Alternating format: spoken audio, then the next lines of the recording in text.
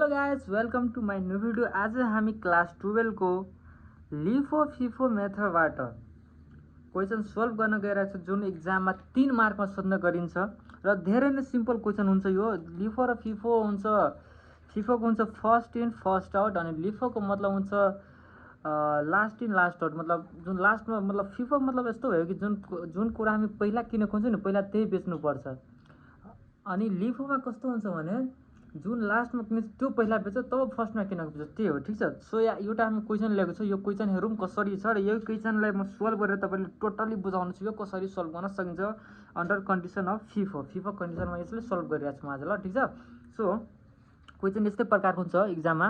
क्वेसनले के भनिन्छ भने the account recorded of XYZ company so the following data. एउटा XYZ कम्पनीको एउटा फलोइङ डाटा हो या स्टोर भनौँ जे पनि भन्नु तपाईँ मानु एउटा कम्पनी हो। ठिक छ।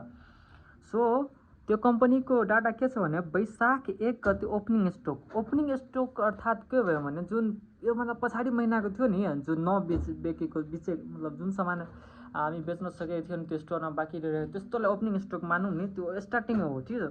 ओपनिङ स्टोक वैशाख 1 गते कति थियो 300 युनिट एट RS 3। ठिक छ।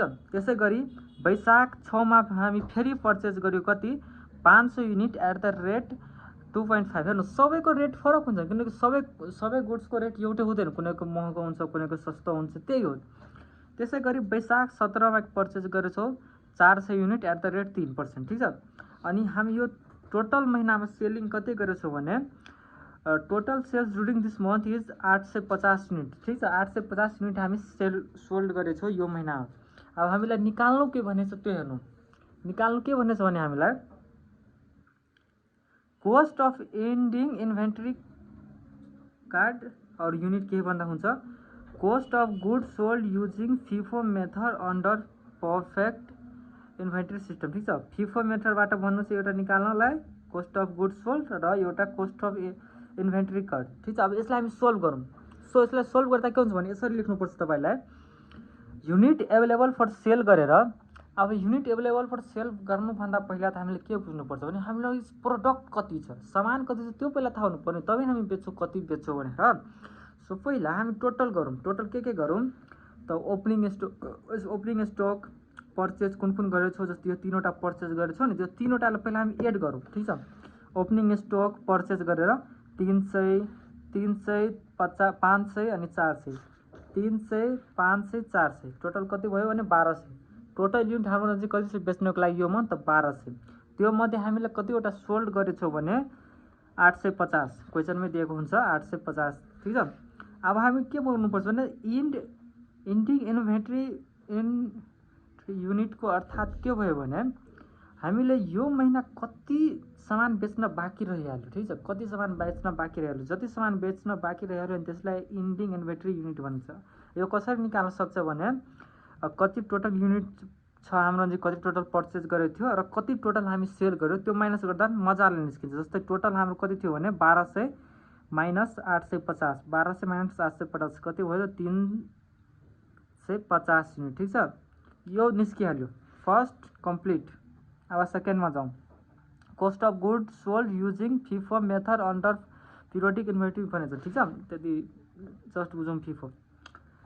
अब यति गरेपछि अब कोस्ट अफ इन्डिङ इन्भेन्ट्री मतलब बेच्न जुन बाँकी छ त्यसले कति कोस्ट छ क्या, कति कोस्टको बेच्न बाँकी छ हामीले त्यो सोधेको छ क्वेसनमा। सो यो कसरी निकाल्न सक्छ भने हेर्नु फिफोको अर्थात् के हुन्छ भने स्टार्टिङदेखि बेच्दै जानु अनि जति स्टार्टिङदेखि जति त्यो सोल्ड भएको छ नि त्यसलाई पहिला हिसाब गर्नु। अनि फिफोको मतलब के हुन्छ भने लास्टदेखि बेच्दै जानु। ठिक छ। लास्टदेखि बेच्दै जानु लास्टदेखि। सो अब हामीलाई त क्वेसनमा फिफो भनेको छ। सो हामी स्टार्टिङदेखि बेच्नु भयो तर कतिको त 850 युनिट बेच्दै जाऊ। ठिक छ। सो 300 प्लस 500 800 भयो। अब बाँकी कति रह्यो हामी नजिक बाँकी कति रह्यो यो। ठिक छ। यसमा गएर हामी त्यो भ्यालु किनकि 800 प्लस 50 850 मतलब यसको यो बेच्न बाँकी थियो हामीलाई। सो हामी यसको भ्यालु युज गर्छौँ। हेर्नु म यहाँ 3 युज गरेछु, तपाईँ यो नसम्झिनु होला कि यो म फर्स्टलाई 3 युज गर्छु, ल। म यसको भ्यालु युज गर्छु किनकि यहाँ आएर त्यो भ्यालु लास्टमा हाम्रो इन्भेन्ट्री खतम भ्यालु यहाँको सामान हामी बेचेको छैन किनकि 300 + 500 800 भइहाल्यो। यो हेर्नु 800 850 टोटल बेचेछ यो महिनामा। 100 800 त भइहाल्यो। 50 कहाँबाट योबाट ल्यायो त 350 त्यसको बाँकी छ। सो यो 350 × 3 गर्दा कति भयो भने 1050 भयो। अब यति भइसकेपछि यो दुईटाको एउटा सोल्ड खतम भ्याल्यु यसको कस्ट अफ यसको, ठिक छ।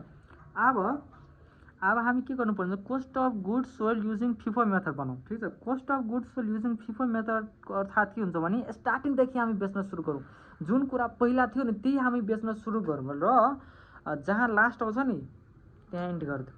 पहिला स्टार्टिङदेखि बेच्न सुरु गरौँ। So cost of goods sold under FIFO मेथडको अर्थात् के हुन्छ भने टोटल गुड्स हामी कति सोल्ड गरेछौँ भने 850।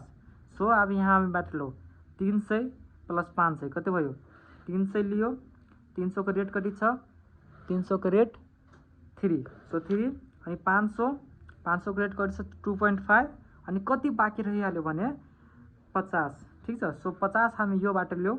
50 रेट कति छ 3। अब सबैलाई मल्टिप्लाई गरिदिउँ। 300 × 3 भयो 900, 500 × 2.5 भयो 1200 अनि 50 × 3 भयो 150। यो सबैलाई एड गरेर भयो 1300 आन्सर। बस यही नै हो। यदि हामीलाई लिफो भएको भए हामी यसलाई लास्टबाट काउन्ट गर्दै जान्छौँ। कसरी लास्टबाट काउन्ट गर्दै जान्छ भने जस्तै अहिले 850 भनेछ।